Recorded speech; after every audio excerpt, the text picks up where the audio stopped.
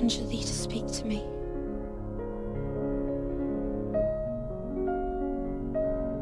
Speak as thou dost speak to Jonas and Mercy.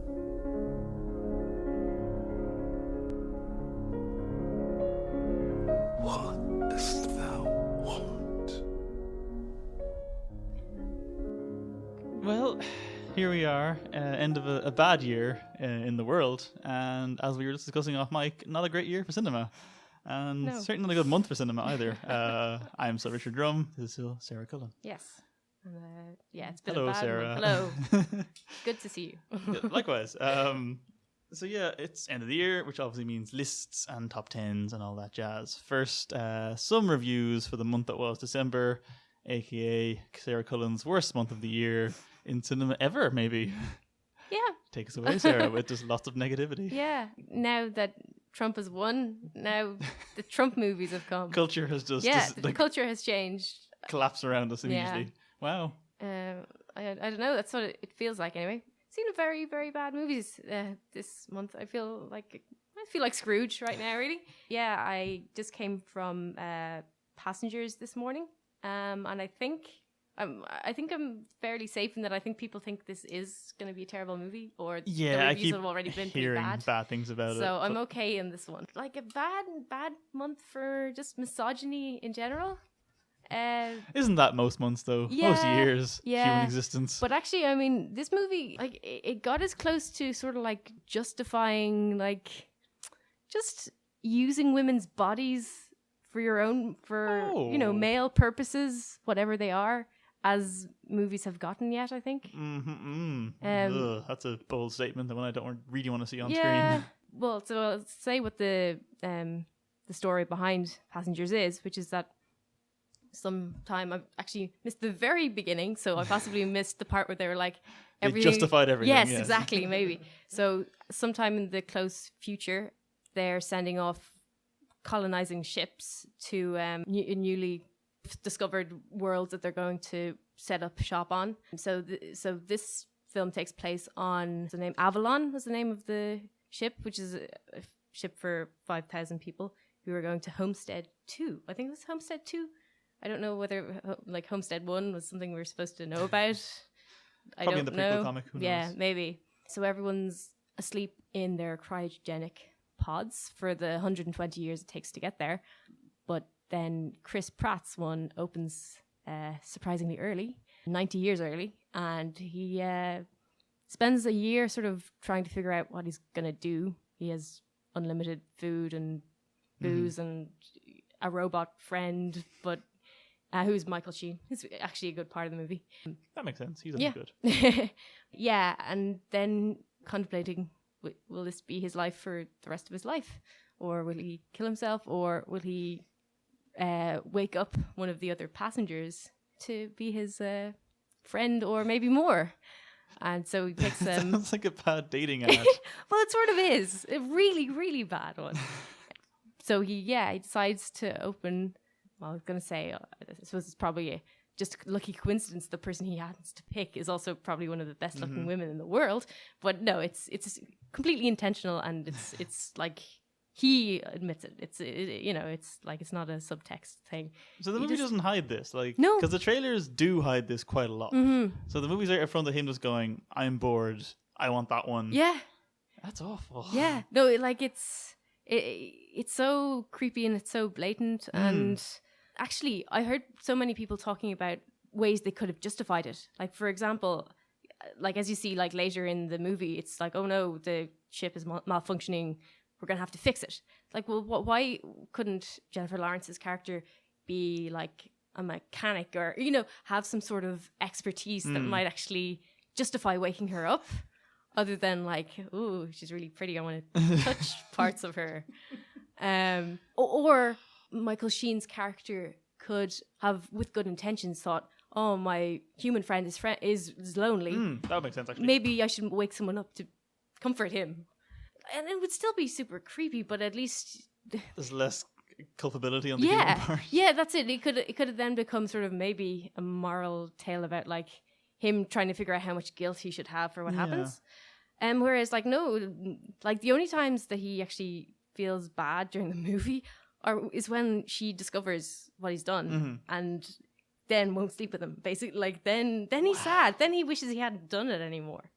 Jesus. Yeah, Is like the movie meant to be? I'm giving you too much credit here. Some kind of analysis of the male psyche and what drives him through these bad. Is it meant? Are you meant to hate him, or are you meant to like? Oh, that's even worse. No, because he becomes. We were talking actually off pod. That sounds very spacey. All It right. does, yeah. We were talking about this actually during the week. Like, this is another like Christ figure. Like at the end of the film, he dies to save the ship. Oh, and then he's brought back to life because they have future technology. But like, it's that blatant, and of course all his previous sins are gone because now he's died to save the ship or whatever. So does she not sleep with him until that point, and then sleep with him? No, she's been sleeping with him a okay. lot of time before. It's and actually at the end, then he's like, "Oh, I've discovered a way that one of us could go back to sleep," and she's like, "Well, but now I love you." So Stockholm syndrome at its best, really. I hadn't really been sure about this one because I like Chris Pratt and Jennifer Lawrence. I was like, it just looks a bit shit from the trailers, but you know, on them alone, maybe I'll see. I don't want to see this now. No, I'm glad I didn't pay money to see this. Like I really don't think people should put their money towards this. It's bad and it's creepy and it's doing everything that like cinema just shouldn't do, really. Oh, that's a bold statement. I mean, I forgot to tell you to do it because I didn't do it either, but like a worst of the year list, would that make it, do you think? Yeah. Okay, right. Well, what's next on the line of hatred? I'm gonna get so much. Well, actually, I'm probably not going to get any, but I'm going to imagine everyone hating me for this. Edge of 17. It's just so woman-hating, and I can't understand it. It's a female director. It's like female, I think, or maybe I'm wrong. Is it not female director? Keep talking. I'll look it up. Okay, thank you. And it's, ostensibly like female-led. It starts off very good. So the main character, whose name I can't remember, Michelle, yes. When in doubt, Michelle. By the way, can I just jump in here? I was talking to a former host of the podcast, Jonathan, during the week, and he has a massive issue with how we don't remember things and don't research things. He really hates it because he was always, when he was hosting, before he willingly left, adamant about getting names right and stuff. I'm like, no, it's fine. It really makes him mad. So get them all wrong. Okay. Michelle 1, Michelle 2, in Edge of Michelle. The beginning is back 4 years before, when her dad, well, actually, very beginning is a sort of quick growing up montage of her making her first friend. So she makes her first friend after she's been bullied by horrible girls at her school, and they both the reason they both get on so well is because they don't get on with their own mothers. Then everything's going great until she turns 13, and her dad, who is the framework for the family or whatever you want to call it, suddenly dies of a heart attack, and everything is shit then for 4 years until she turns 17, or possibly the edge before 17.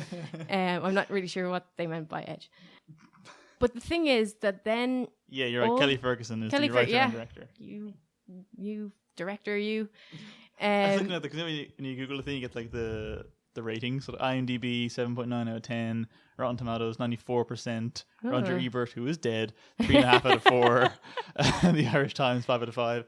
So yeah, I'm guessing you're not the most. No, I'm not on the side of popularity here. But all these obstacles are never seen again. The bullies do not return. Her friend doesn't have any more problems with her parents, who were supposedly like drinking or fighting or whatever. I mean, her dad dying is sad for her family, but it's more a movie about sort of the malaise of being a teenager rather than my dad died, everything is terrible since then. That can be fine. It can be fine. It's just that when it's like there with everything else, it's sort of like, I don't know, you set up all these things. And then one of the biggest problems is that I think it's one of the things that's said in the like marketing for it, that her friend sleeps with her brother, she hates her brother, so now it's doubly terrible for her. But after that happens, her friend has about 5 words the whole rest of the movie. Like, it's been set up till this point to be like, look at friendship and teenage times and stuff, and her friend is just written out completely, pretty much. And from then on, it's her wandering around, getting into trouble, doing stupid stuff. And it becomes about her brother. Oh. Her mother, who has sort of become completely lost since her dad died. She can't do anything. She looks to the brother to do everything. The sister is painfully patriarchal as a Yeah. narrative, all right? The sister hates her brother because she thinks he's perfect. Spoiler, he is. Like he is also Christ. And why do you hate religion, Sarah? What do you got against Catholics and Christians? oh yeah, that's for my next podcast.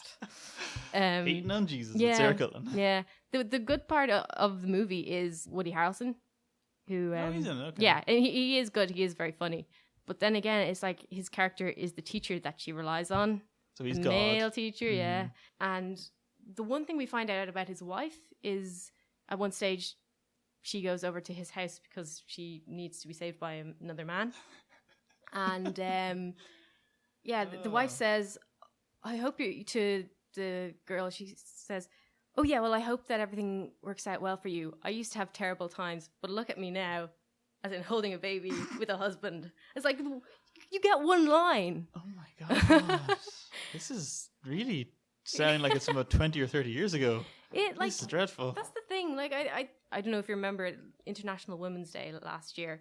There was someone came out in their big speech about women, international women. They said, you know who's not thanked enough on this day is men. Like, let's give it up to, they it's just like, I don't remember this at all. When it was. yeah, like, I mean, but it's that kind of level of like, we got one movie female director this year to direct about women and girls, and let's have a big boy at the center of it again. Look, so it's all right. We got Owen Roman next year. She's yeah. currently a UN ambassador somehow, despite being a fictional character. She will save everything. Excellent. Or drive it all into the ground and kill feminism. We don't know which yet. Oh man. So Sarah doesn't like No. Jesus or God or men. Or men. So what else you hate, Sarah? What's the third movie? I hate you. Well, I'm a man. That's yes. And you might be Jesus as well, I'm not sure. I'll have to die soon. Oh no. The third movie, which is it was the best movie To I saw. clarify, I was not implying Sarah before she says what the movie's called. I'm not saying Sarah's a racist. That was a funny joke. It was Funny joke. Yes. So this was the better movie of all that I've seen this month. It wasn't terrible. I think it was just okay, whereas it could have been really good, which is the new Birth of a Nation rather than the old one. The grittier remake, yeah. Yes. Birth of a Nation begins. Yes. Yeah, that's it. Which was I think it's gotten some controversy, has it? Am I wrong? I haven't read up. I assume it probably has, in that it's probably part of this whole fictitious anti-white cinema brigade. That's going maybe, around. yeah. But beyond that, I don't know what Okay. controversy is following it around. So this is looking at the rebellion by Nat Turner during the slavery antebellum period. I mean, like, the comparisons to 12 Years a Slave are gonna be there, and it's not as good as it. Nate Parker, who's the director, I think he did the screenplay, main character, like, pretty much does everything. Oh, wow. Yeah, he's not that great. He doesn't really carry it Which very of well. those things? Oh All of yeah, them? yeah. I mean, like, he's sort of okay at them all, but Okay. well, it would be maybe good if he was really good at one of them and just let other people do the others. But that's not what happened here. It's fine. I kind of don't want to attack it too much because I've done a lot of attacking of movies right now. So, if you're held at gunpoint, you have to go see one of those 3 movies. See Birth of a Nation. I know you mean the new one, but to saying the statement out loud sounds so terrible. Yeah. All right. Well, I suppose so ends Sarah's rant segment. This Sorry, guys. end of year one. I suppose the last film review is the big one, the Rogue One might even say. So this is I think its full official title, Rogue One: A Star Wars Story.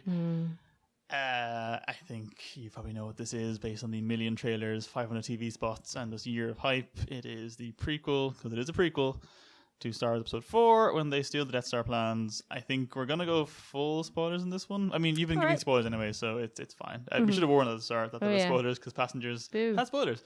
But that's fine. I suppose cards on the table. I've never been a huge Star Wars person. I didn't like them much as a kid. I got into the prequels because I was the right age for that shit. I was like 8, and I was like, "Oh, Jar Jar's funny. Look at the pretty lights." In hindsight, I watched New Hope for me the 5th time last year, and finally went, "This is all right. I kind of see the appeal of this one." I still think Empire and Jedi are boring. The other 3 are boring. This is actually really Force Awakens, though. Yes, that's the name. This is probably my favorite Star Wars so far, even though I don't think it's that great. It just...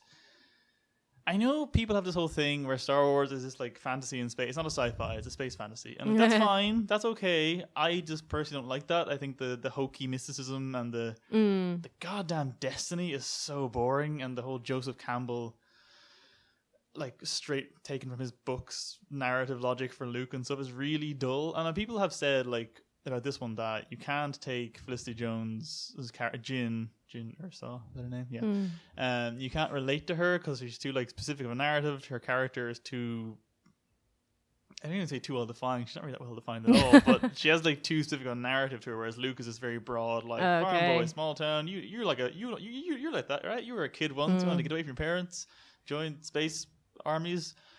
Whereas Jin is very much like she's grown up in this kind of turmoil, in this war zone. You don't know what that's like, so you can't relate to her. Therefore, there's no gravitas to anything that happens. But I never found Luke relatable to start with. He was this annoying, whiny, blonde kid that I just wanted dead the whole time. So that wasn't an issue for me. So I think if you love Star Wars, this one is probably fine. If you don't love Star Wars, this one's also fine. Probably a better version of fine, because it's I hate saying this, it's grittier. It's more down in the dirt. It's not the simple good versus evil, people in white versus people in black kind of thing. There are shades of grey, and it's interesting for that reason. Here's a question: did you know going in there were reshoots had happened for this one? I think I might vaguely have heard something, but I didn't kind of pay attention to it. Okay, that's fine. But like watching it, did it feel disjointed to you? No. I'm like, sorry, as in not any more than I was expecting. Okay. If that makes sense. Better question. Did you... Actually, no, you know who Peter Cushing is. Never mind. I need to find someone who doesn't know who that is. So I can say, did you know he was CGI or not? 'Cause I think once you know he's dead, you're like, that's so painfully obviously a CGI character, and it's really weird looking. Because I was so happy to see him back, because I was hoping they'd somehow... even for a cameo get him in, but he has to be good 10, 15 minutes screen time, and it is too much screen time. It's weird. His skin looks wrong. Yeah. I don't know what it is. No, someone was saying there that like when you originally see him from behind and you see his reflection in the mirror or in the glass, window, they were saying like, wow, that's really smart. And then like it turns around and you see his whole face, and it's kind of like, oh, so it's not subtle at all. And it was kind of the same, like with are we spoiling? Yeah. Well, it's not even really a spoiler, I suppose. Leia. Yeah, Leia's at the end. Leia's the last shot of the movie. But it's the same camera. You know, it's the same thing of like seeing her from behind. Oh, we're not going to get to see her because we couldn't, because that actor doesn't look the same way anymore. Oh, zooms all the way or turns all the way around. Yeah, her face filling the screen. Yeah. Like, did you think it was smart the first time? Because I don't know. The Leia one didn't bug me as much because I guess it was shorter. See, the thing is, both those character models look really good, and I think if they were in a video game, they'd look fine, but they looked like they were in a video game to the point that I think this is a thing that video games do where they try to look alive and real by overdoing the animations in the face. So I think Cushing, Robo-Cushing, whatever I call him, he was twitching too much. Like there was too many like micro animations in the face. It's like his face is moving too much, and his skin looks too shiny. Yeah, it's too overly textured. What's there's a word for that? The uncanny valley. Yeah. It wasn't even that, because that's usually the eyes and stuff. Yeah. I think he looked like a real living thing. He didn't look like a human being. It just looked weird having him beside Ben Mendelsohn talking to each other. Like, this is because they had someone else like mocapping him, and that guy doesn't look that dissimilar to Peter Cushing. Like, why not just put like prosthetics on him and go from there? Yeah, actually, well, but the other thing is as well that you could potentially have had two actors there who probably looked quite like Cushing and Fisher. They could have get Fisher in, like do the whole Civil War Downey Jr. Young Vacation thing. Like, let's do that. Yeah, she wouldn't do it though. Yeah, because she's great like that.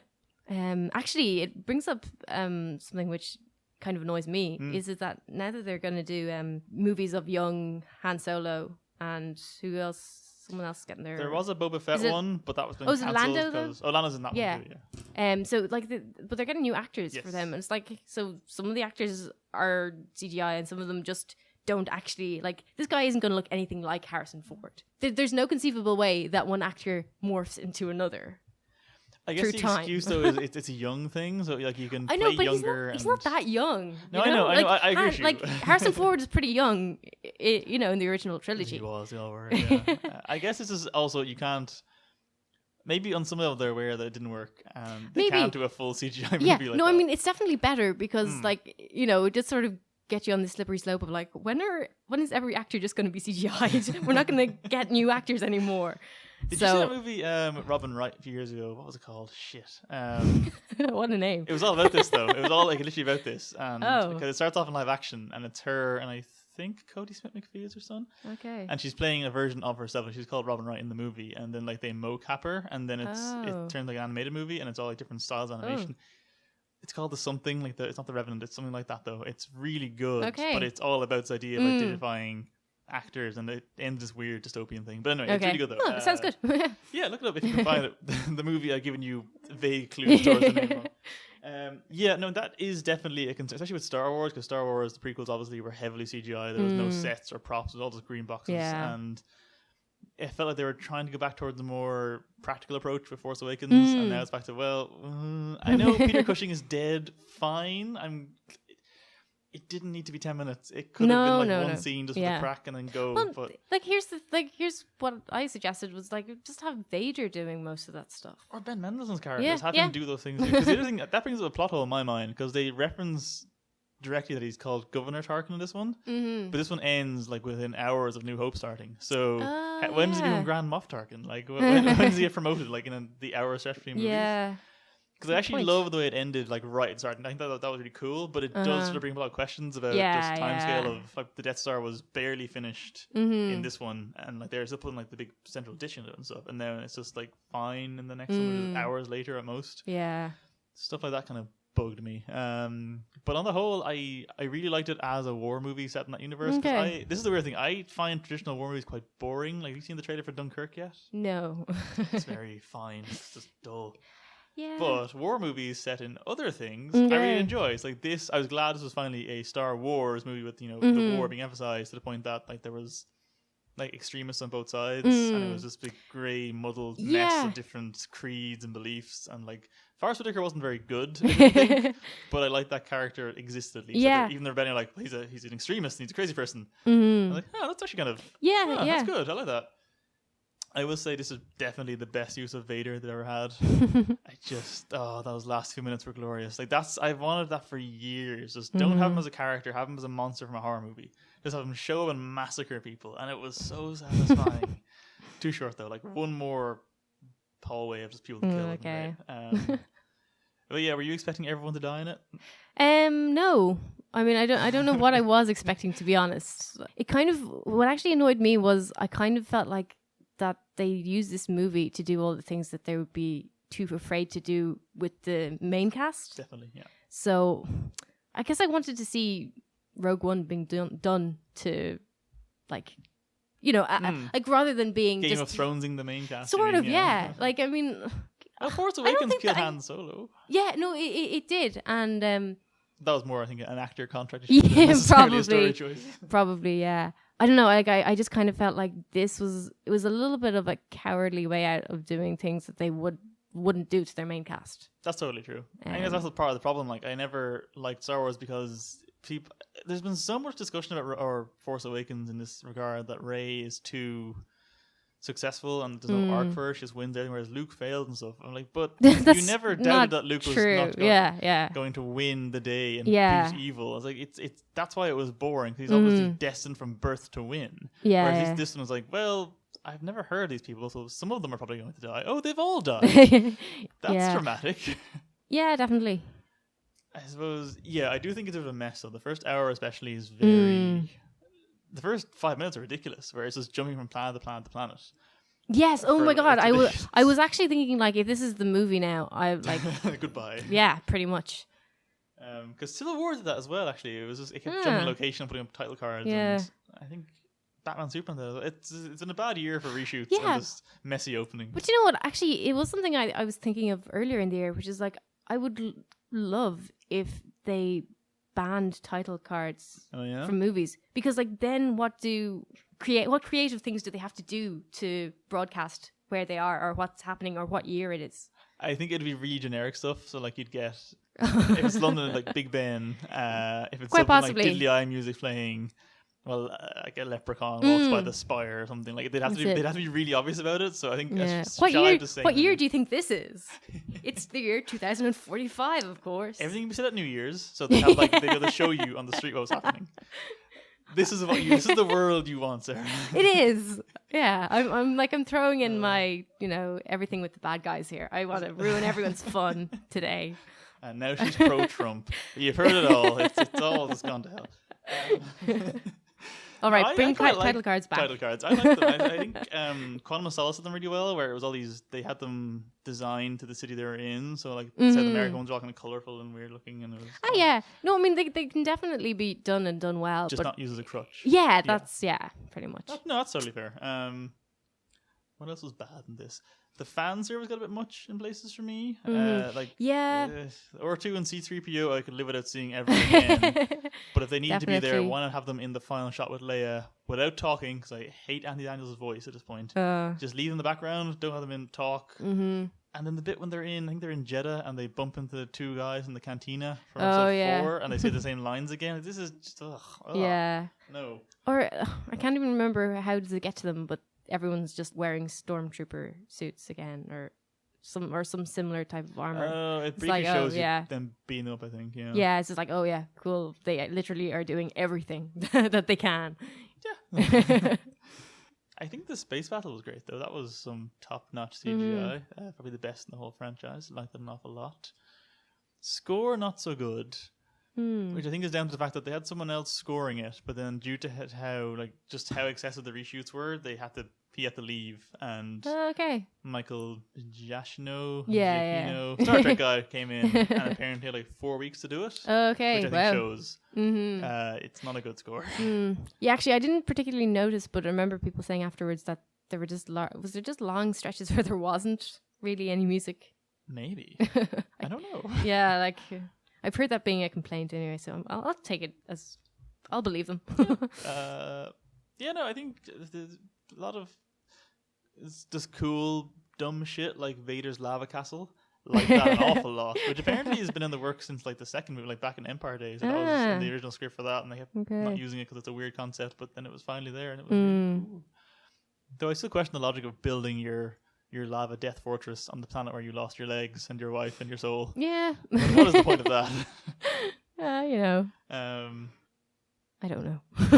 Yeah, I think credit to the guy playing Vader in the suit though, because he got like the weird pointing thing down. Like that was very accurate to what's your man's name that played Vader in the suit in the old ones? God damn it. I don't know his name. Jonathan, tell us. We know you're listening. Oh, it's gonna irk him so much. Oh, his pain is delicious. Yeah, I on the whole definitely enjoyed this. It's not amazing. It's not spoiler, not in my top 10 of the year or anywhere near it. Well, it's better than like Batman, Superman, Suicide Squad and stuff. But yeah, like if we're gonna get stuck with the yearly Star Wars movies, I think the last year have been a good indication of them being at least decent. I suppose though Disney, they have Marvel, so they're used to churning out ostensibly the same film over and over again, but with enough panache that it's always fine. So yeah, it was good. Solid, but I didn't hate it. That's the other thing. Yeah, I feel like this whole movie existed just so they could put in the plot point about justifying the Death Star like porthole weakness. Yeah. How Matt Mikkelsen go, no, I built it intentionally so that it's fucked up. Now, all of you can shut up about that. Yeah. Everyone knows that joke of why didn't this cover the one blah blah blah. I read an article which was pointing out their sort of plot hole of The plot Rogue hole. One, Yeah. which was that the guy, the blind guy who could use the Force or whatever, him using a stick, a wooden stick to defeat stormtroopers. So this guy was like, why did that make sense? Sticks shouldn't be able to defeat armor. There's bits of metal on the stick. There's a bit of metal on the stick. stick. Fair point. But anyway, the thing to take away from his article was he wanted a movie to be made to cover this spoiler. So we're hopefully going to get a movie about how a stick can be used to defeat a stormtrooper. So watch this space. I mean, 10 years from now, and they're actually like just Yeah. ball on the barrel for content, maybe. I didn't question that too much because stormtrooper armor always looked really flimsy to me. It's like, fine, he can beat up the head, grand. But then it's a bit when they're actually shooting one guy and the armor is actually deflecting the blaster bolts. So like, how is it? Okay, now I'm questioning why the stick is working. Yeah, there you go. See? It's in your mind. It's never going to leave. It is. Oh. Gareth Edwards, you're doing alright, I suppose. Good job, you. Felicity Jones is fine. Wasn't given that much work, I suppose. Forrest Whitaker, bad. He said that earlier. Well, not bad. I think he tried too hard to be an actor. Yeah, There's always like that's this not hissing and stuttering and crazy hair and not enough Mads or Mendo or Vader. Yep, pretty good. So top 10 of the year. So what we're going to do for this is we'll both just give our top 10 and then sort of discuss, not all of them, don't worry, you won't be here for 4 hours. We'll discuss some of the ones we want to talk about. Some of them we have overlapping ones. Talk about those. So mine are in no real order. I'm guessing yours aren't either. No. Grand. Do you want to go first then? Just say right. 10 names in an order. Say, do I have to give an order now? No. Oh, okay. Phew, An okay. order. Oh, okay. So my top 10: Creed, Anomalisa, The Purge Election Year, The Witch, Spotlight, Bad Neighbors 2, Love and Friendship, Star Trek Beyond, I Am Not a Serial Killer, and A Date for Mad Mary. So there we go. You sounded like you were deciding that last bit there. I wasn't sure. Yeah, I was teetering on the edge between A Date for Mad Mary and Baden Baden, but I said, But you chose Irish. I'll go Irish, exactly. Good woman. Okay, so mine are The Witch, Eye in the Sky, Girl with All the Gifts, Arrival, Love and Friendship, Nocturnal Animals, I think, 10 Cloverfield Lane, Bad Neighbors 2, High Rise, and I Am Not a Serial Killer.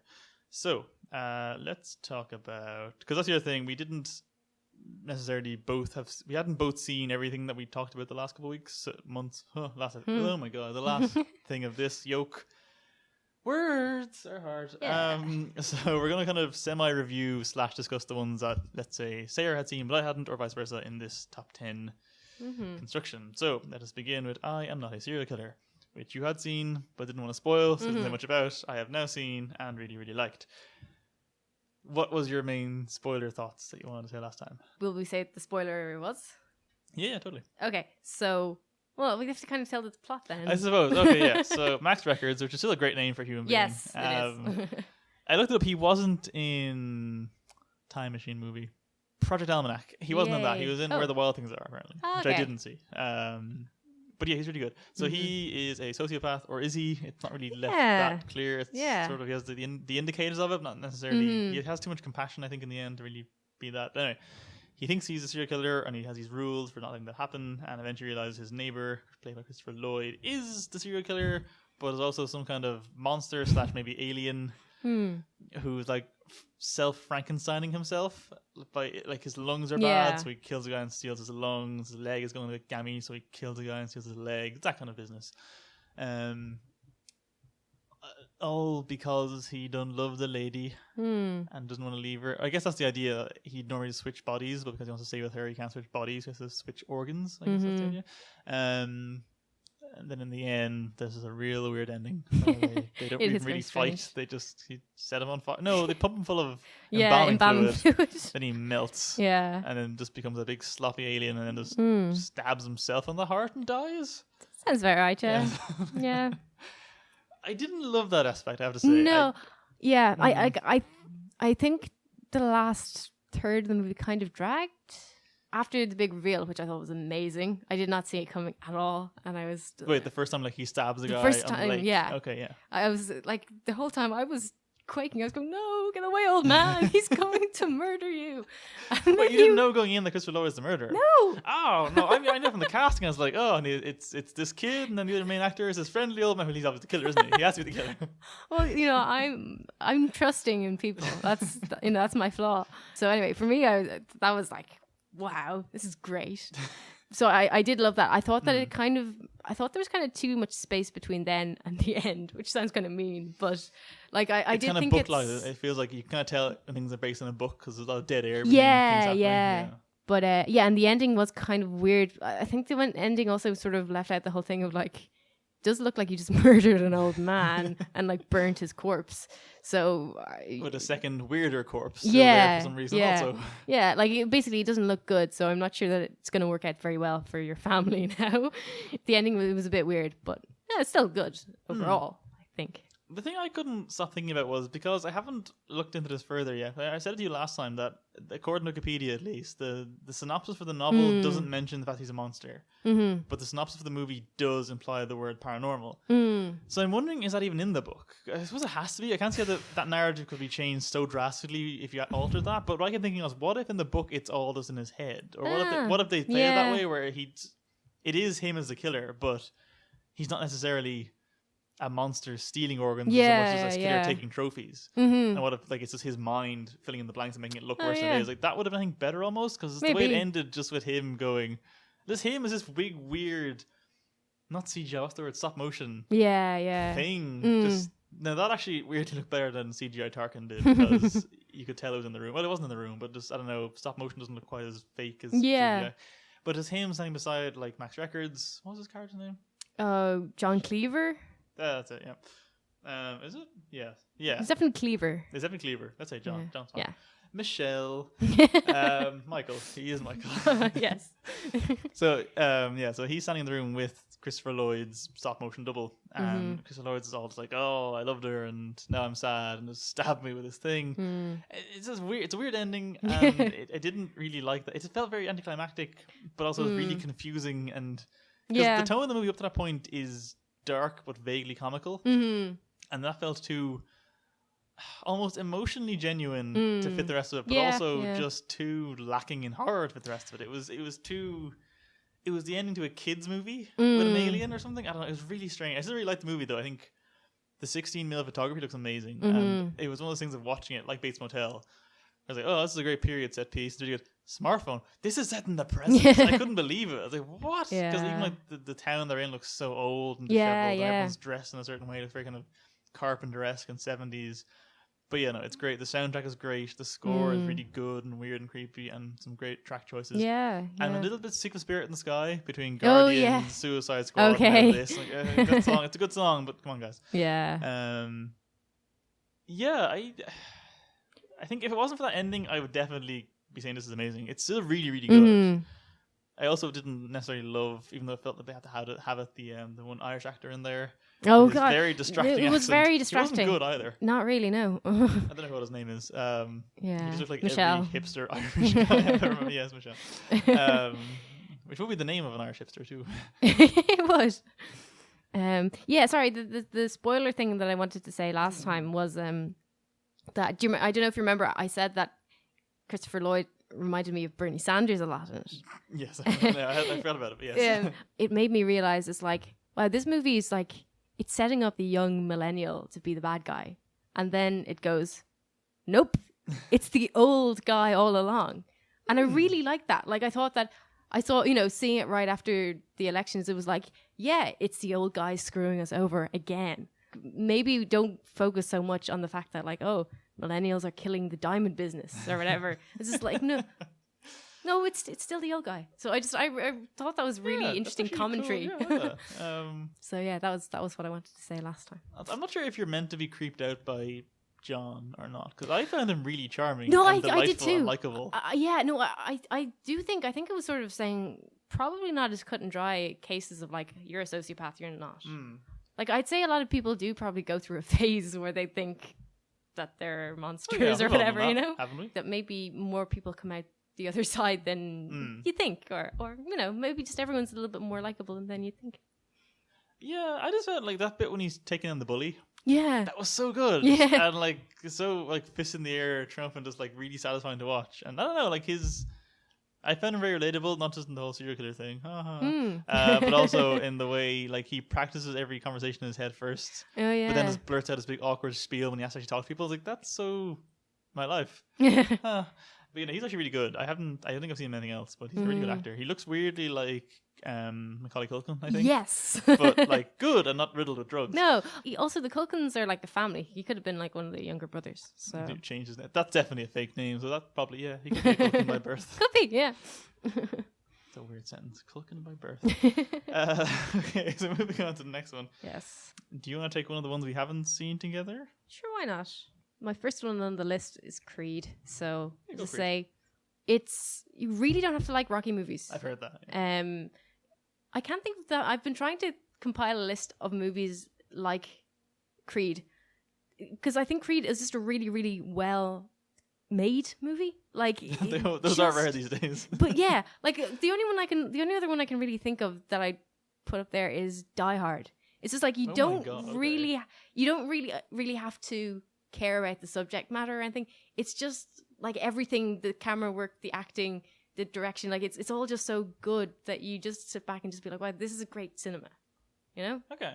But it's also, I mean, it's not it's not like out there or anything. It's just like really good mainstream, which it doesn't happen that often. That's true, I suppose. So I think that I just really, really enjoyed that. And the camera work in particular is amazing. Especially there's about, I suppose, 3 or 4 fights. And the camera work changes for each. Oh, okay, cool. It's like, and it's so clever because the first couple of fights, it's about, visual spectacle. But at the end, but then it becomes more emotional. You're more tied to the idea of hoping that Michael B. Jordan's going to win. So it goes from being like flashy, quick chop changes to being like more long shots that are focused in on faces, and it's the attention to detail is just incredible. I don't like Stallone. I cried because of his character arc in this. Like it's just for whatever reason he's like they've just made a really, really good relatable movie, and I just loved it. It was great. So I would recommend seeing it. Having not seen it or seen any Rocky Balboa, I think. Okay, it was a bad movie. Yeah, I know. But because this is set in the same, I hate that everything has to have this caveat now. It's set in the same universe and timeline as the old ones. So do they address the fact that this current one is set very much in the real world and feels very realistic, whereas he fought a robot man once? Or he fought a Russian that fought a robot man. Or okay, good point. He won the Cold War through Yeah. boxing. Like, does it feel like that's the same universe as this? Not really, no. Yeah, and I mean, I don't know. Is that a good thing? Is that a bad thing? I don't know either. I think it's just that kept occurring to see in the trailers. Okay, Like, this that's is fair enough. It's Yeah. very gritty and down to earth and realistic and fine. But didn't he fight a big giant Russian that like lost the Cold War with robots or something? Yeah. So yeah, that no. Okay, so I'll do one now that All right. you haven't seen. So, let's go with Eye in the Sky. Eye in the Sky, I feel like I've been telling people all year about because I kind of came out of nowhere. I saw it purely because Alan Rickman had died. Quite early on this year, actually, wasn't it? And this was his last live action performance. His technically last performance is fucking Alice. And what's the second one called? Through the Looking Glass? Oh, right, yeah. I Oh. think he's the caterpillar, or is Oh, he no. the Cheshire Cat? No, Stephen Fry's the Cheshire Cat. I don't know. That's Alan Rickman's swan song. Anyway, Okay. It's that movie. But this is his last, in-person one. So it's him, it's Helen Mirren, it's Aaron Paul, someone else. It should be really boring. It's all about drones, and it's everyone. It's a series of people in rooms just talking to each other about the ethics of child murder, basically. But it's amazing. Like it could easily be a play, I think. Okay, so it's Helen Mirren. Like there's basically a terrorist comes out of hiding that she's been looking for years. They have a drone in the area who Aaron Paul and his flight person are both piloting, and then there's Alan Rickman in a different room. Well, Aaron Paul's in America, obviously. Helen Mirren's in like a bunker in England, and then Alan Rickman's with like some government officials in some like Westminster area, and they're all like Skyping each other, and it's like, look, we have. That sounds very casual. It does. They're WhatsApping each other. Yes, actually. They're conference calling each other. Sorry. So it's like, look, here is the terrorist. They're in this room. It gets a bit sci-fi. It's like these little kind of like wasp with a camera on it. They fly in, but they can see the terrorist like building a suicide vest. But it takes like an hour and a half to build one of those, apparently, for the sake of the movie. So that's like the ticking clock. And we have this long. We can drone strike that house and kill the terrorist. But here's the collateral damage radius. And I'm like, oh, that's fine. It'll kill a few civilians, whatever, fine. oh no, there's a small child selling bread outside the house, which sounds very melodramatic, I know. But I don't sound very No, you're right though. It sounds like something out of like, I don't know. It sounds like something out of like a Strindberg play or something. Like yeah. Sure. I don't know what that means. Oh, sorry. I did films, Sarah. Sorry, you I'm did sorry. plays. Of I know course. we have different schools of thought. I know what plays are. I have not Good. seen many of them. All right. I did a play last week. Anyway, so it's completely unnecessary. So anyway, yeah. So small child selling bread, and it does get near the end a bit ridiculous when she's finally, because they're basically holding off on the strike until she's finished selling her bread, and she leaves. And I'm like, okay, we're gonna send the strike in. And, oh, she's come back with more bread. And like, yeah, that's kind of funny, but like in the moment, it's very well done. Yeah. No, but I did laugh at that bit myself in cinema. But it's more just because Helen Mirren is obviously really good, and just listening to her try to like weasel her way into justifying child murder is really interesting, and just because there's no right answer, and it's just really well written, and they're all just like there's no way out of that situation aside from like either let the terrorists go and like they will bomb somewhere else or kill the kid. And it's really good, and it's like it's not that long of a movie, and I just think I could watch hours of people just debating ethics like that because I'm a dual philosophy major. This is my life. But yes, now that I've said it all out loud, the melodrama does sound a bit weird. You have a look on your face. Go on. Yeah, well, just before we started the podcast here, we were talking about different categories that we could potentially have, and we couldn't think of any good ones. But a lot of your movies have people debating the justification of child murder. Do we? Well, the girl with all the gifts. Yes. Also with a Helen Mirren-like figure in Glenn Close. I mean, I don't know if you have a third Jesus. one. Oh God, Sarah. I'm sorry, but it came out at me. Does The Witch not really? Well, kind of. I mean, just. Oh no, it does because they think It does. Yes. Oh my God. Hang on. Okay, what's else we got here? Go to the gift. Arrival doesn't. No. Love and Friendship. Not I really. sense it could be. Is it not something about murdering a kid in that movie? Or does she want a daughter dead? Or no, her daughter. She's trying to save her daughter married. That's as good as. Nocturnal Animals. No, a child is killed. Yeah, a fictional child is killed. yeah. A fictional child in the fictional. Yeah. 10 Cloverfield Lane. No, there is debate in the ethics of murder in that one, but not the same extent. Bad Neighbors 2. No. High Rise. Lots of dogs get killed in that movie. That's not something. Okay. Okay, so a recurring theme in Richard's year was the ethics of child murder. But,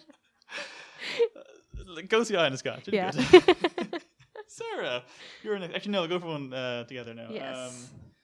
Bad Neighbors 2. Oh, Fine. yeah. I think we said a lot about this the last time we talked about it, which was back in July, maybe. Yeah. Which is us both going, it's really good. Yeah. No, I don't understand why. Because having since seen like Sausage Party, made by ostensibly the same group of people, it's very different movies. Which, well, Sausage Party did try to be liberal and weird and full of progressive ideas to do with the Palestine-Israel conflict via the medium of tacos, but it was no Bad Neighbors 2, which, for those who didn't see it, is the same film as Bad Neighbors 1, which is about... Slightly better. Oh, no, it is better, but it's the same plot, Oh, basically. okay, yes. Very true. But it's just so much good political satire and just well-observed, biting humor through like rape culture and institutionalized racism in the police force, and even the stuff through like getting older and the folly of youth, to use very lofty terms, and it's just really good. It's like very kind of sex positive as well. Yeah, the way Rose Byrne's all like, I want to fuck Zac Efron, and they're like, yep, can't blame you there. I don't know what else I have to say about it. It's just really good. It's really funny too. Like it's really funny. It's probably the funniest movie this year. Yeah, I can't think of anything else. Like Ghostbusters was fine, wasn't that funny? Well, it wasn't funny as that. Deadpool is pretty funny, but not that funny. Yeah, this is probably the best comedy of the year, I'd say. All right. Do you have anything to add to Bad Neighbors 2? Not really. I hope they make Bad Neighbors 3 soon. Do you? Maybe. I feel like there was a nice bow on it, that one. I'm sure. Maybe. Well, if they can come up with a semi-logical reason to continue that storyline and more like just amp up the satire, then go for it. To be fair, it would probably be better than most films. Not necessarily good, but you know. But like, would that one then be them with Zac Efron and Chloe Moretz going against like another thing, like a whole college? Yeah, maybe. The police force. Yeah, they could. Yes. Meta. Yeah, they move in next to the White House. And they keep having loud parties. And, oh my god! yeah. I actually would totally watch that movie. That's- That yes. sounds great. Sarah, Bad Neighbors send 3. off a spec trip to Hollywood. Excellent. All right, go for one that you have seen that I have not. All right. I could say about the Purge, I guess. Oh yeah. We already talked about it, but It seems more prescient now. yeah, it does given seem more recent present. events. Yeah, the fact I wanted to bring it up again was, we're now in the darkest timeline. Their Democratic candidate won. They potentially don't have purges anymore, which puts them, Ahead of us a ahead bit. of us pretty much. Well, one of the reasons I enjoyed it was because I went and watched the rest of the Purge films. Yeah, it was, It's the best one. yeah, it is. But at the same time, it was nice to actually open up a universe that I think is actually quite cool. Yeah, the first one's no good, but 2 and 3 are really good. Yeah. And a friend was saying to me as well that you don't have a lot of dystopias where people are just sort of like, oh yeah, that's the thing that happens. Like most of the time, something like the Hunger Games or whatever, it's like, how do we stop this? How do Yeah. we fix it? Yeah. it's this horrible, event that the whole rest of their year is centered around. Whereas in the Purge, it's just sort of like, oh yeah, I have to get insurance. Oh, I have to lock up the shop. Oh, and it does kind of feel like getting your motor tax or whatever. And so I kind of like the 'Cause fact that's what that it would be like in real life. Yeah, it would would. become normalized. So, Yeah. that's totally So yeah, I quite like it, even though it's obviously quite silly and over the top at times. I think there's some cool stuff going on in there. Not in It it. has some of my favorite shots of the year as well, which is just the old lady singing on a bench while there's a body on yeah. fire in front of her. Yeah. Or the teenagers going, "Oh!" as the giant swing pendulum axis doom misses them. Yeah. Good stuff. I sent you before we started actually on the whole thing of it being very prescient. Just I saw an article today about Rogue One and how the writer was talking about, if this had been like a month ago and I'd written this article, I'd been thinking, alternate me would have been like, oh, look how Rogue One's all about our current female president and women doing things right, and you got this woman dressed in white at the end who's all very stately and groomed for politics, and she wins, and it's good hope and the good times, and but nope, that is not the world we live in. We are in the world of this movie in the bad sense, where it's just the Death Star's coming and we're all fucked. Yeah. That's super depressing. Let's not go to movies of things to say. No. Don't like those things that they have That's to say. it. Stay away from my movies, politics, you bad boys. And vaguely Take them back. sexual. It does. doesn't it? Right. Love and friendship. Yay. Love and friendship. Yeah. Again, I'm not sure how much more I would say about this. It's just really funny. It's really good. I think you had some really good points about it being very dramatic, actually, almost, and kind of like a horror movie. Yeah, and they were cool points. Say those again. It was sort of like a horror movie that you maybe wouldn't have noticed while watching it, because it's quite a horrifying universe, and this woman Victorian England. Victorian England. This really incredibly horrible woman who just spends her whole time manipulating people around her to do everything she wants. At the end of the film, she's best friends with everyone, and she, she's also she's pregnant with what is definitely going to be Satan's spawn. Oh, I love that theory. Yeah, she's also ruined her daughter's hopes and dreams and just married her off instead of she wanted to become a teacher. Could you, per se, murder? Child murder? Well, it's as an analogy, her trying to marry off her daughter for her own benefit. Could you see that as an allegorical debating of the ethics of murdering, quote unquote, one's hopes and dreams of this young person? Because again, it's all this. Now that you said it, it is all just matriarchs. Yeah. My movies are all just matriarchs debating the ethics of ruining the younger generation. Okay. Whereas the one movie you pointed out with Serial Killer was that it's the young generation beating the patriarch. Yeah. So yeah. Yeah. Not sure what that says about me, but here we are. So love and friendship. Yes. Actually, here's a question. Any of your top 10, have you watched any of them a second time? I've watched Bad Neighbors 2. Have you? Actually, I keep meaning to. I haven't yet. I think that's it, though. Yeah. Yeah, I'm not sure I've seen any of them twice. Hang on. So obviously Bad Neighbors 2 is actually the best movie of We're not doing numbers here, but on that one fact alone, I guess so. No children are murdered. Yep.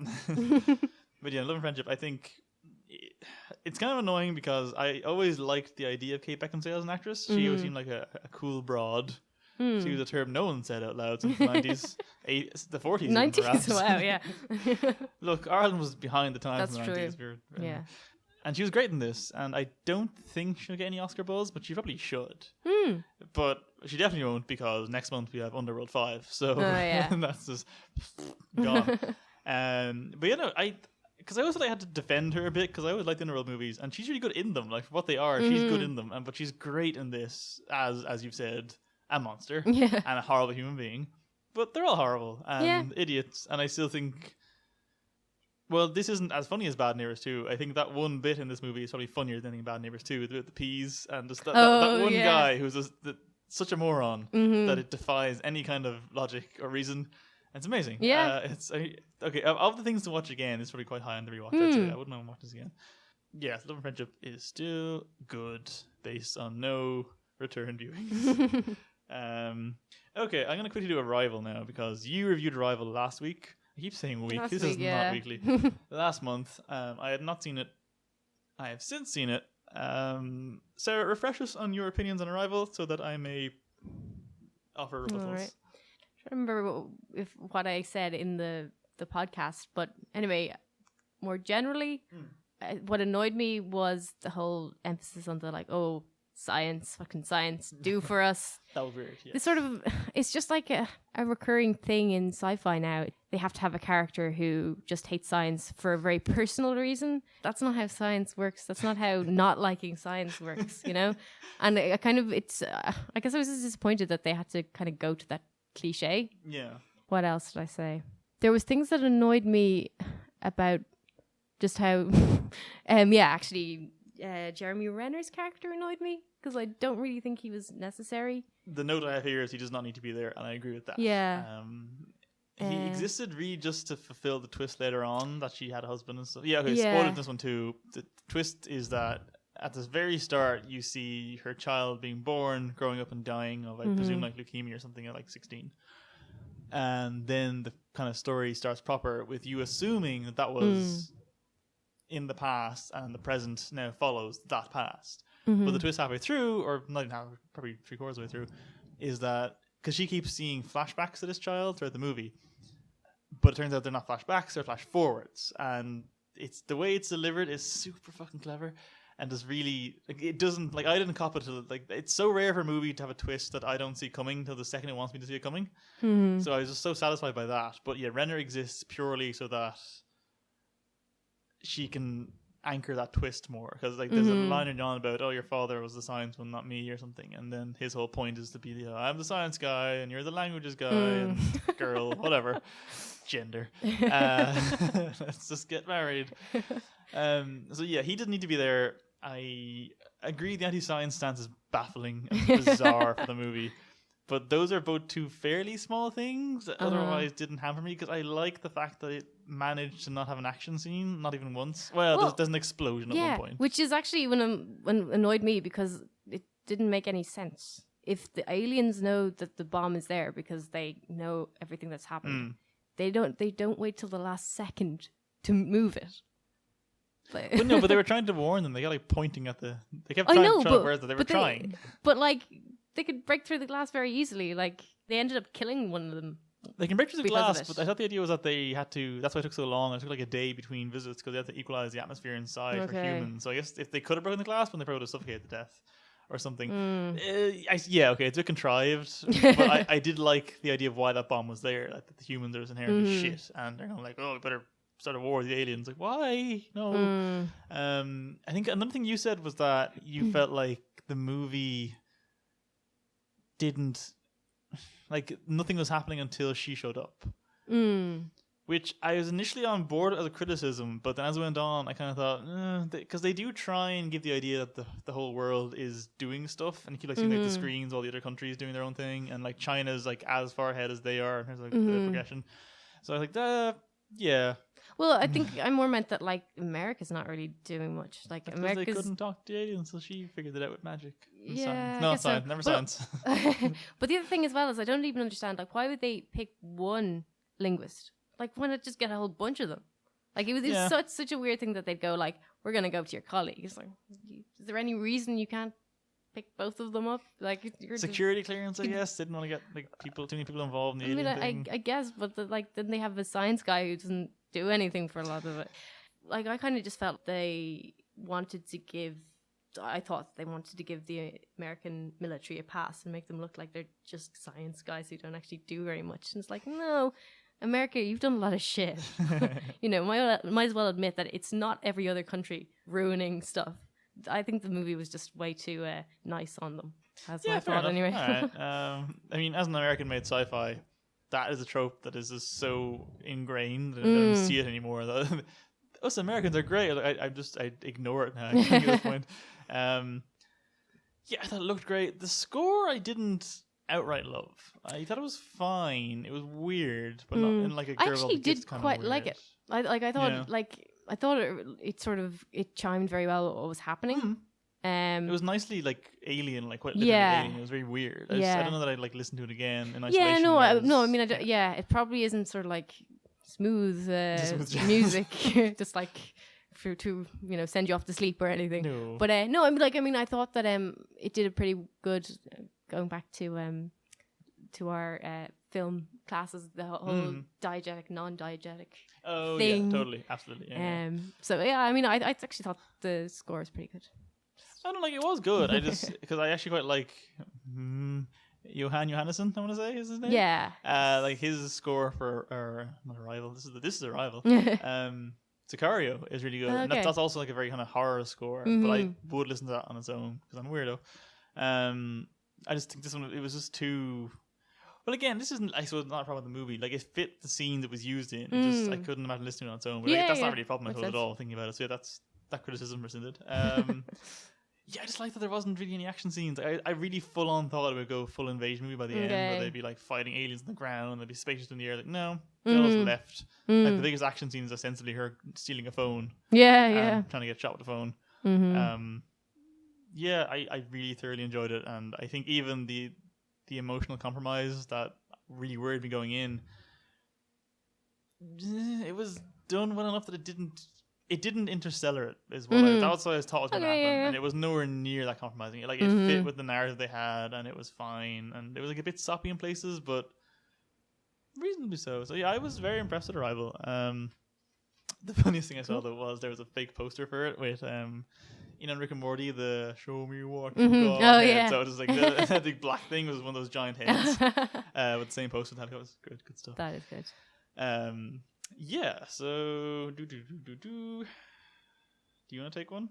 I think the sort of only one left maybe that we haven't got, that we're not sharing, is Anomalisa.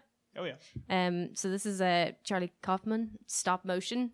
I think it's stop motion. Well, it's an animation. I think it is. Yeah. Yeah.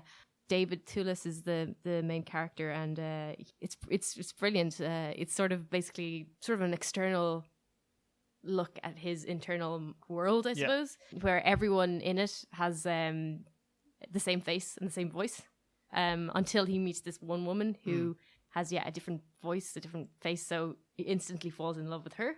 And I guess I can probably do spoilers by now. Go for it.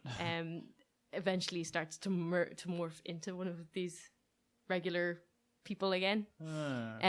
So it's really clever in that, like, it does what you probably, I suppose now you probably could do CGI everyone, but I'd prefer if they didn't. Just an army of creepy Peter Cushing chasing you down corridors. Yeah. So anyway, I think that I really liked it because they use the medium so well, and it's terribly depressing. But sometimes you gotta see a Does a child terribly die? depressing.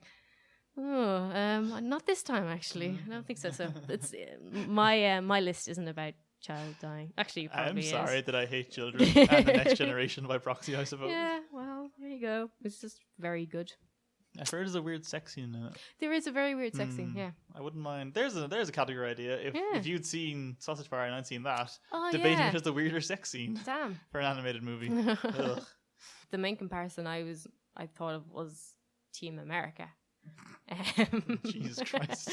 But I wonder could that become a category now then? I really hope not. I don't know. See that category filled No. years ongoing. Right. So the last one before we get to the one we never discussed on this podcast, together at least, is Nocturnal Animals, which it's kind of on my top 10 almost out of obligation, because I just feel like I did really enjoy it as a thing to experience at the time.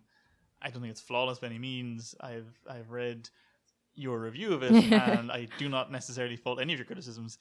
Also, as we were saying beforehand, this just wasn't a great year, and it was hard to find 10, so it's on there, but I don't know that it necessarily would need to be. But yes, I think so. Broadly, my opinions of it were that it's great, and it looks really great, and I think I don't know that it necessarily has much to say on a subtext level. I just quite like the way it conveyed its narrative. I like the kind of, as Mark Kermode said, like the talismanic objects that kind of move between the first layer and second layer of the story, in that like the red couch where she breaks up with him in real life, we see inside the narrative as the couch where, you know, she's dead. Jesus. Like that's where the relationship died kind of thing. I just like that kind of symbolism that kind of carries through the things. Like that's just cool. It's just good visual storytelling, I think. Like because it doesn't hit you over the head with it. And actually, that's the thing I wanted to say to you last time. You didn't see it yet. Your read on the ending, because I assumed him not showing up meant he killed himself, because he dies in the story after he's got his revenge. So it's like, does he just fire for dinner and then kill himself as like the final? Because he was a very emotive man, and I think that's what he would probably do. Yeah, I don't know. Kind of, yeah. I wouldn't mind that ending. Did you have any idea about why she had a kid when she had an abortion? That really confused me. I really don't know. It took me so long to figure out who was the kid from the story meant to be. I was like, is that her? Did they have a kid? And she actually didn't go through with the abortion? This is the thing, yeah, because initially I was like, when the novel story started, and the wife and the kid turned up dead, I was like, okay, that's obviously symbolizing the death of their relationship. But then I was like, okay, no, because Aaron Johnson and his gang are meant to be her. In his mind, they're the ones that destroy the relationship. So she is them. So then who is the wife and the daughter? Well, did they have a kid that she aborted? And then that turned out to be true. But after she reads the book part that deals with the daughter's death, she then calls her daughter. So then we get to the end and they're in the abortion clinic. And the only way to read it is either that was a dream sequence or some kind of weird hallucinatory thing that didn't happen. Or she faked the abortion knowing he'd turn up to the clinic. And get like completely destroyed by it, but I don't buy that, because like she's not. That would be really weird. Yeah, well, it'd be exceptionally heartless, like, even by her standards. Like she didn't seem like that much of a cold-hearted bitch. Like she seemed like a not great person, but she wouldn't bring her current boyfriend to the abortion clinic and accidentally, quote unquote, invite her old boyfriend and father of the child to see her at an abortion clinic, and then go, oh no, look what happened. She seemed genuinely upset that he showed up. Oh yeah. And she didn't want him to be there. She didn't want him to know that she had a kid of his. So like, who was the weird ghost child? Yeah, I don't know, because actually I did look it up afterwards to see who was she supposed to be, and she had the same second name as Armie Hammer's character. So you think like they had their own kid afterwards? So I think they had. I think that's the obvious one, I suppose. But that seems kind of boring and doesn't fit with the heightened melodrama and the rest of it. Yeah, no, it definitely doesn't, and I don't really understand why they did it other than like, ooh, look, symbolism. Ooh, look, parallels. In general, I quite like the ooh look symbolism and ooh look parallels, but yes, I see what you mean. But yeah, like, but it's the other thing as well, is that then that brings up the thing of like Jake Gyllenhaal's Edward. Oh, well done. Thank you. Jonathan. He's writing a story about the daughter of his ex-wife and her current husband, and imagining that it is his own. Oh, okay, that's not the way I saw it. I saw it that being about her and their kid that they didn't have, like the kid that she aborted. Yeah. Not Armie Hammer's daughter. I don't think that that's necessarily what Edward was doing. Okay, well, no, sorry. Like, as in... Like, that's the thing. It's so freaking weird that they're so similar. That is definitely a reading you could do. And it's really creepy that... I think it's really creepy that he's imagining the daughter of his ex-wife being murdered and raped. Ostensibly his daughter. Like, yeah, like that. Like, as in taking her on as his daughter and then murdering her. It's really, really weird. He was a messed up guy. I mean, yes. And the more you read into the story, the more you kind of realize that. Yeah, I want you to rant about this because I did enjoy your criticism, but just Right. to get a few other points. Why was Jenna Malone and or Michael Sheen here? I have no idea. reason. Yeah. They're both great, and they're both good for the 40 seconds they're on screen. I don't know what they're.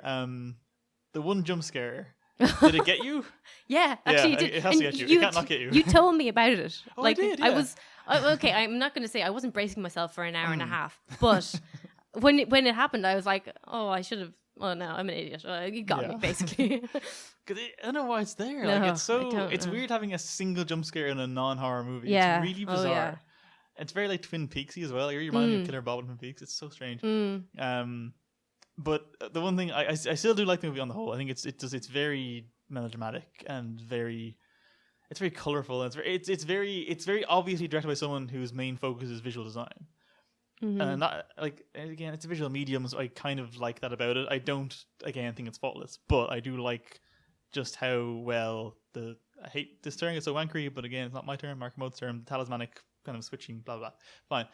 And I really love that one bit with her mother, who was the most amazing character actor I've seen all year. Like that was just, she's terrifying. She was so scary. Just like right down to the costume and the weird collar and the giant hair. The best. The best. Now, tear it apart. Yeah, I just, it just made me so unhappy as a movie. Like I honestly, I don't think I can enjoy a movie that's that much about rape and murder. That's totally fair. And I feel bad saying that I did. So yeah. And I think like I could definitely appreciate a movie about those topics if they actually go and like have something decent to say. But this was just like this was just straight up murder revenge story. They didn't deepen it, they didn't subvert it or anything. So here I am again, but it was just so horribly anti-woman. Like I couldn't understand the idea of like, oh, that Edward was Susan's first love, that she's actually, we're supposed to believe that she's missing out because she chose to dump him. He was a weird guy the whole time. Do you remember, like at one stage she's saying like, I'm not happy, and he's saying, you are. It's like, no, that's what abusive partners say. That's totally true. It scared me so much that I don't think Tom Ford was in any way, or at least not enough, condemning this guy for what he was doing.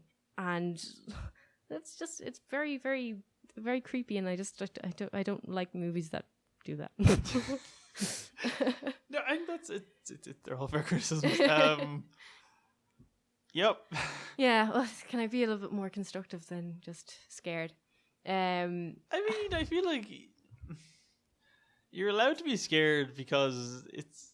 I'm screaming the word like rape culture in all caps. Like it would be more of a concern to you than say a man like me. So it does make sense that the movie would unsettle you in that way, and that would be something you feel should be called out. Especially seeing as hearing your criticisms and largely agreeing with them in theory.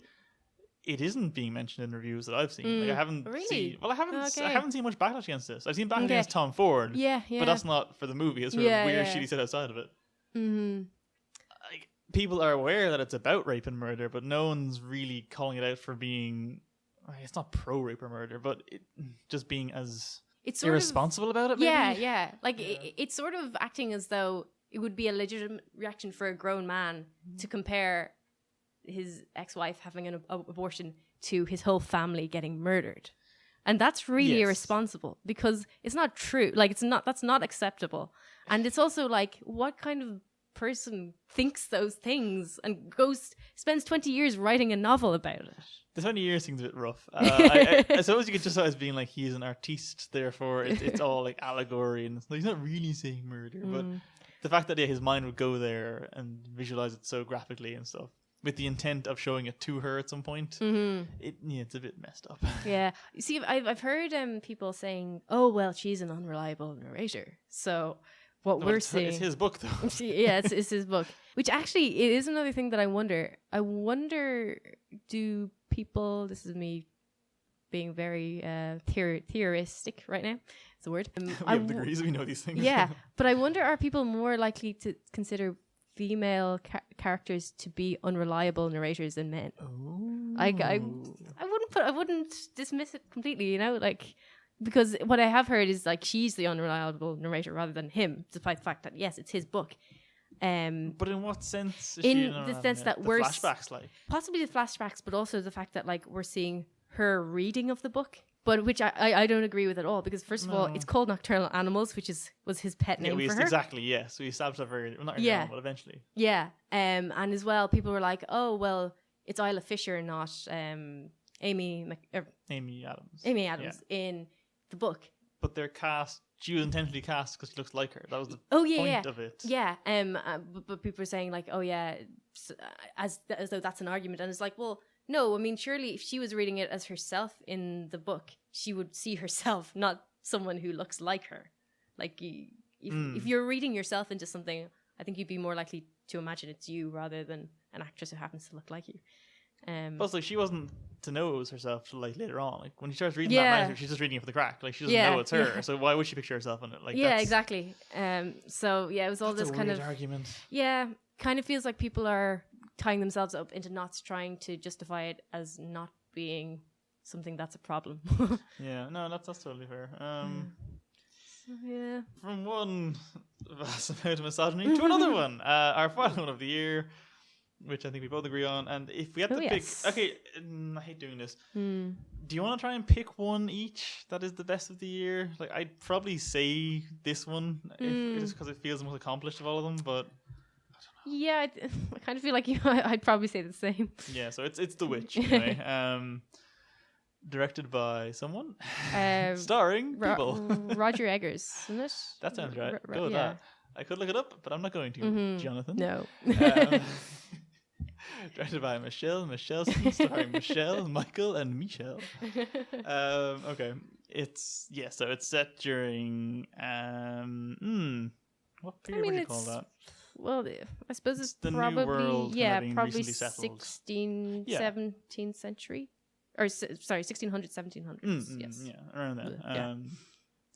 It's about a small Yoli English family who get ostracized from their small community because of their religion, I think. Isn't that what it is? Yeah, it seems is it a little bit unclear as to what happens at the beginning? I kind of got that feeling. It's a little bit unclear, I think, but it's to do with, I think they're like fundamentalist about their religion, whereas the people in the village are not so much. But I kind of got the feeling as well that like something happened. What I thought is pretty cool about the movie is like at some points you're like seeing the movie from the point of view of the kids, so you're not always sure exactly what's supposed to have happened. Okay. But anyway, that's getting into specifics. Let's get back to this. Anyway, so they go off live in this little cabin on their own in the woods. Baby gets kidnapped. Well, actually, we see early on a witch, or a woman stealing. No, it is that baby, isn't it? Yeah. She steals that baby and then she like busts it open. Yeah, it's a horrible scene, and it's like uses it for. But that was the thing, like that's proper witchcraft. Like you're seeing someone do a proper fucking blood sacrifice. It's horrible. So basically they're plagued by just various things. The crops are failing. The kids are going missing. One of the kids goes off looking. He's looking for the child, isn't he? And he gets kidnapped by the witch and comes back crazy. No, I think just wandering in the woods, or he's running away from her or something. He leaves because he knows his sister is going to be sent off to another family if they don't get enough food. I think. Is that what it was? I think so. Because I know they think she's the witch at one point. That's later on, isn't it? That is later on. Yeah, we get the general idea. Although no, the reason that happens is because she threatens the smaller girl with her being the witch. So does she tell the boy that and he runs away? Maybe it doesn't matter why these things happen. The point is, shit goes down. They all kind of get picked up one by one, sort of. The thing about it that I really liked was that even though it's very clear cut and it shows you the witch right at the start, and it never even tries to be vague about the idea of this being subtext. That's the thing about witch movies. Like, I really like the whole witch trials era of history, not because of the massive misogyny. I think it's interesting. Blame Sarah. Excellent. She hates everyone. I think it's a good part. It's an interesting part of history, and I kind of hate in witch movies usually that they always leave it vague, and it's always like, oh, is it just someone seeing a thing or lies or whatever? This one is very clear in that no, there is a witch in the woods. She does scary things. But I still feel like the movie lets you read the whole thing as if it's not happening. Yeah. I really like that about it, because it's so clean that yes, this is all going wrong, but like we get to, let's say, the end of it, even when ostensibly Satan shows up. Mm. That's after she falls asleep. Like she falls asleep, Yeah, wakes up to yeah. Satan, you know, like, in the dream sequence, and like nothing else really happens that could confirm the witch's existence, because you never see the witch with them. Mm-hmm. Like the baby could have been kidnapped by a wolf, like Roman said it was. The kid could have gone off just trying to find food and eating like poison berries and an apple, I guess. Like there's no reason for anything to have happened, supernatural wise, and that's just, I think that's really, it's a weird balance to aim for, and it's even more impressive to actually hit it. Yeah, So yeah. that's great. I think it's funny the way it was marketed as being like the scariest film of the year and all this kind of crap, and like, oh, look at these reviews from whatever Sundance or whatever festival was that, and it got a really wide release, and it shouldn't have gotten a wide release because it's very much an art house movie. Hence why I think a lot of people walked out of them, and I've heard walkout stories. I saw it in, you know, a fairly mainstream multiplex, and people were definitely confused by it, and you could sense the tension in the room when it started off with like the Yoli English speaking, and then people were going half around, oh Jesus, this isn't going to stop. This is the whole movie now, which I was fine with. But I always hate when you're in a movie theater and you can kind of sense you've lost the movie's lost the audience, but you haven't. So you're like, oh no. You're trying to watch it extra hard. Yeah, to make up else, for everyone else, hoping they won't laugh, and that they won't laugh at you for not laughing, and that kind of crap. But you know, production design wise, it's just shockingly authentic. It's so engrossing, just visually and hourly, and just like it's so textured and just layered, and it doesn't feel like a set. These don't feel like actors. I think the commitment to the old speak really helps with that, in that there's no subtitles. You can just about follow it without thinking too hard. But I think it's just, it makes it so much more what's the word I'm looking for here? I've already said engrossing enough times. So it's verisimilitude, isn't it? Like, but that, that word in a sentence, you know what I mean? And yeah, if I had one criticism, I don't think it's that scary. I think there's a couple of bits. That, I mean, the opening bit is quite creepy. Like the kid being like mortared up and spreading a big stick. That's horrible. Hang on, which? The start when she's like, pestle and mortaring that child, and it's like spreading its organs on a stick and flying away. That's awful. Yeah. And bits of the score are quite creepy. I just didn't think there was any sense of sustained atmosphere for me. Oh, really? Yeah. Like individual scenes could be creepy. Okay. And I love the ending. I love the ending so much. Okay. That was the other bit I didn't, because I kind of knew Satan was coming. And then he was a bit too. Yeah, I can sense my kin. He just seemed a bit too generically Satan-y, and just like this very posh English man offering like sweet treasures. And like, okay. I like that they don't show him though. That was good. That was clever. But yeah, the ending is great, and I wish it was scarier. That's all I'd say as a criticism. I wish it was scarier. Maybe just a smidge shorter, just because the old English speaky dialogue just get a bit old after a while. But yeah, no, it's great. It's really good. Yeah, I don't know. I thought I was so scared. I think I just hate knives near children. Oh, that's a weird thing to hate, Sarah. Why would you hate that? I know.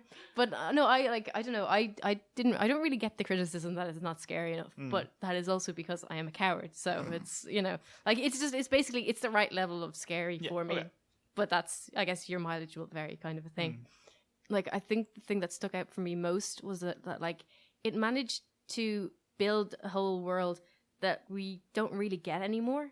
Because, like, I was even, for some reason, when I'm trying to think of a comparison, I keep thinking of Ridley Scott's Robin Hood. Right. As a comparison, I'm like, okay, think about that world. It wasn't anything like The Witch. Similar-ish time period, I guess. Yeah, I guess maybe. I guess my point is that, like, most movies still, like, it's a nod and a wink to, like, hey, postmodernism, hey, science happens. Hey, there's a sense that, like, we're looking back at it, we're looking back through the frame of today. Whereas that movie, I could genuinely imagine believing that God and Satan exist. They're just outside your house at night. They're warring it out, and no, you know, you don't know what's going on outside your little village, and you're just lonely and isolated. And there isn't science. There's no sense of like that the 21st century might happen eventually. And like I thought that was amazing, you know, like I know what you mean, like the isolation of it, but even just like the kind of temporal isolation, as you say, that's a good point. Yeah, it is very just like locked into its own little sphere, and that's all you get, and that's like I definitely wouldn't say it's lacking in tension. I just myself was not perpetually terrified. Like it didn't. the way something like, let's say, It Follows or Babadook kind of managed to kind of sustain a level of dread inside me for the whole movie. It just wasn't quite there. I still think it is scary in places. I just didn't. Yeah. I kind of appreciated more. I don't think it's a horror film though. I think that's the thing. I think it's more as a period drama Okay. with horror elements. Because even like, isn't the subtitle you get at the start of it a New England folktale? Is that what they call it? Yeah, I think so. Yeah. And then even that to me is that sounds correct. Okay. Like, that's what I buy, and that like it is, because folktales ostensibly happen in the real world, quote unquote, but with elements that you can't explain. And that's what this was. Like, I felt like a real world story. Is this one family? Yeah, with this yeah. weird stuff happened to them. It didn't feel like a straight out horror movie Okay. until the end, I suppose. Yeah. But yeah, and I think folktale is a good way of kind of tonally placing it. And That's because a like old good folk point, tales all right. were weird and freaky. They weren't all just happy-go-lucky fun. Yeah. Did you? I wonder though. I felt that near the end when the father is gored by Black before Phillip? that. Oh, right. But when he is bordering up the pig pen or whatever it is, in locking his children in. Yeah. Did you get a Shining feel to that? I felt like it was the reverse of like Jack Nicholson, now that you said it, yeah, I breaking can know down what you the mean. door. Yeah. Hadn't thought of it. Yeah. Yeah. Absolutely. So I don't know. And actually, I thought like as well when the brother is going crazy on his deathbed, I thought that was kind of Exorcist kind of thing. Yeah, definitely. So I like think it's I hard thought- to do any kind of demon possessed child. Yeah, without true, Exorcist kind of coming into it. true. Yeah. And they're both puking. So yeah. Yeah. That was actually horrible. Like, I could think the Oh, Exorcist yeah. puking is hilarious, but that one was just awful. that- Just yeah. a child vomiting up a single apple is just the worst thing I've ever seen. Yeah. It was awful. Yeah, no, it's a really good movie. I actually keep meaning to watch it again. I keep meaning to watch most things on that list again, but that one especially, I think. You see, I don't watch it outside of cinema though. I felt like Okay. it deserved to be locked in a dark room with, kind of. I don't want to watch it like at home fair where I enough. can pause it and go make tea. But you know, Witch is great. Really enjoy The Witch. I suppose that's pretty much it. Do you have like an absolute worst of the year? Because I know for like the written version of this top 5 thing available on the site soon, I'd imagine, if not already. We didn't have to, but we were given the option to come with turkeys, and it was kind of hard to think of one. Like, there's a lot of stuff that was just kind of bland this year, but it's hard to think of absolute hatred. Okay. I said Everybody Wants Them. Oh, Because I really hated that movie. I don't know, but I don't know. I had so much anger for it, and it's nearly gone now. You know. Well, as I think today demonstrated, there's plenty more left in Yeah. that well of anger Yeah, for new movies. that's So it. Yeah. it's fine. I think I cheated in my one, and I used the same film I used last year, called Solace, which came out this year Okay. in America, but last year for us, bizarrely. It only came out this month in America, which I think is them trying to capitalize on Westworld because Andy Hopkins in it. Okay. But if you see that movie post Westworld, it's a world of pain. Hopkins is checked out to the max. But no, I think in the end I kind of said Miss Peregrine's as Turkey of the Year, even though I think there's worse films like Batman, Superman, and Suicide Squad are both worse movies than Miss Peregrine's, but I find both those kind of more fascinatingly bad. Whereas Miss Peregrine's was, as we discussed last time, really annoying and weird. Yeah. Well, like that's the thing as well, that like you can have films that are just so inoffensively bad that you wouldn't, you wouldn't expend the time to be like, this is a terrible movie. It's like, yes, it is terrible. That's why no one has seen it, and that's why no one thinks of it as soon as they leave the theater. Yeah. But like for me, like Everybody Wants Them. There's loads of reasons that I hated it, but like one of them was that I think Richard Linklater is a pretty good director. For him to just like phone it in, just make something that's so just at the best, it's just mediocre. It's like a worshipping being mediocre. Like his characters are all just so uninteresting. They're just there for people to identify with. I don't think that good cinema that identifying is good enough. Like if you want to identify with a character, you do so in order to like consider, why do I identify with them? Or like, is there something wrong with the fact that I identify with this people or this group of people or whatever? So like he was just basically just throwing a bunch of just like cool average likable stoner guys so that everyone can just be like, oh, they're my best friends, that's all, I just love hanging out with them. And people and now people think that's really great, and it's not. So it just annoys me so much. Yeah, fair enough. Yeah. I think it's kind of nice that neither of our lists had a single superhero movie on Hey, them. yeah. Despite there being, I Yeah. think, 6 this year. Which is the most we've had in a while. And they weren't all bad either, but No. yeah, What- the world's moving on. Yeah. Well, while we're there, like if you if you had to pick one, which would have been there? Well, I actually recorded we did the other podcast for Film Ireland, the kind of superhero based one, and we were just ranking them, and I kind of in the end had to say Deadpool probably, because like even Civil War, which I did like, upon rewatching, it's kind of bland. Like the airport fight's amazing, and I think justifies any ticket buy just for that because the sheer spectacle of it's amazing. But the rest of the movie, bit meh. It's very actually that video you showed me, the one about the color grading. Oh yeah. It had occurred to me in that movie just how weirdly washed out it was, and now that I've watched that video, it is across the board a problem. But yeah, I don't know. It's a weird year. So anything from next year, especially that you're looking forward to? Probably, but I can't think of anything. You go, and maybe I'll remember. Well, in terms of like far into next year, all I can think of is Wonder Woman. But just because I don't want it to be bad and I really want it to be good, and I think it's going to be terrible because they've all been terrible so far, but we'll see. But more immediately, January, we have Resident Evil 6 and Underworld 5, and I am like, breathless with excitement about those things because they're going to be fucking dreadful, and I can't wait. Okay. Ooh, actually, I just remembered. I wish I could remember the name of it because it was in the ticket yesterday, and it sounded really good. It's Ellen Page, and I don't know who the other person is. They're sisters, and it's sort of like... I can notice one, yeah. It's sort of like not survivalist, I guess, is probably the genre. So I think it's going to be fairly kind of indie, low key. I don't know if it's going to get a general release. This is the one that she was shooting here last no, month, it's not the zombie one. No, this is another. Like I don't think it's zombies. Like I mean, it's definitely it's another sort of post-apocalyptic-ish thing. I think I have seen that zombies. one too, like the post one for it. Yeah, but I think it could be very. I don't know if it'll be amazing or anything, but I think it'll just be a really interesting storyline. So, cool.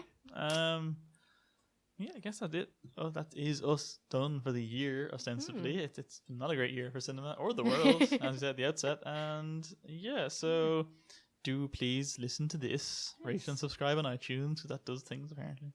You can follow Sarah on Twitter at S Cullen. F, isn't Cullen. it? Okay. Yeah. SFD Cullen. Yes.